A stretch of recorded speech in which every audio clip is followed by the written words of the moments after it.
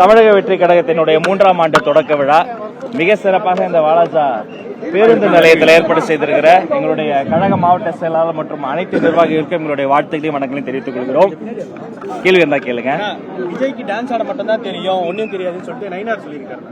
இல்ல, இதெல்லாம் அவருடைய கருத்து. இது உலகத்துக்கே தெரிந்த கருத்து. மைக்கேல் ஜாக்சனுக்கு ஆட தெரியுங்கிற மாதிரி வெற்றி தலைவர் தளபதிக்கு ஆட தெரியும். ஆனா அவர் எப்போதுமே, நான் அந்த மேடையிலே கூட சொன்னேன், அவர் தலைக்கணத்தில் ஆடும் தலைவர் அல்ல, தமிழுக்காக ஆடும் தலைவர், தன்மானத்திற்காக ஆடும் தலைவர். நாட்டுப்புற கலைஞர்களை மதித்து அவர்களின் வேண்டுகோளை ஏற்று அதை செய்தார். அடுத்து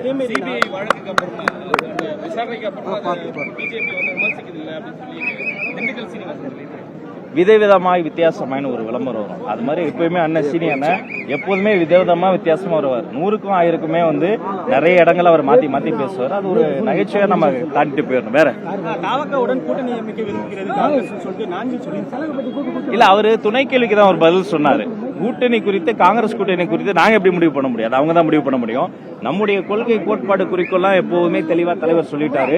அதிகார பதிவு என்பது நாங்க எப்போதோ சொல்லிவிட்ட ஒரு விஷயம். ஆனால் காலங்காலமாக அண்ணன் திருமாவளவன் போன்றவர்கள்லாம் கேட்டுக்கொண்டிருக்க வேண்டிய விஷயம். இது கேட்டு பெறுவதல்ல, தானாக தருவதற்கு ஒரு மனம் வேண்டும்.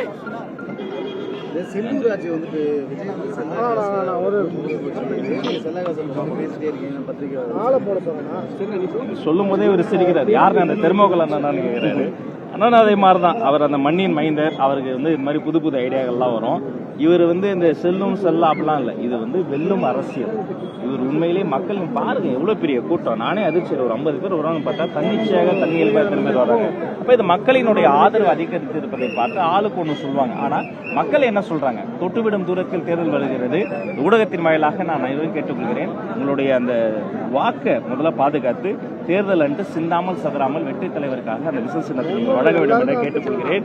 சட்டம் ஒழுங்கு சந்தை சிரித்துக் கொண்டிருக்கிறது. தினம் ஒரு பாலியல் வழக்கு வருகிறது. நம்மள மாதிரி ஒரு ரிப்போர்ட்டருங்க, நம்ம இவர மாதிரி ஒரு கேமராமேன் கல்குவாரியை தட்டி கேட்க போனதுக்கு 50 குண்டாஸ் அவரை போட்டு அடிச்சு அவர் மனசாட்சியெல்லாம் நடத்தி இருக்கிறாங்க. இதையெல்லாம் தட்டி கேட்டு இதையெல்லாம் சுட்டி காட்டி நம்ம சென்று கொண்டிருக்கிறோம்.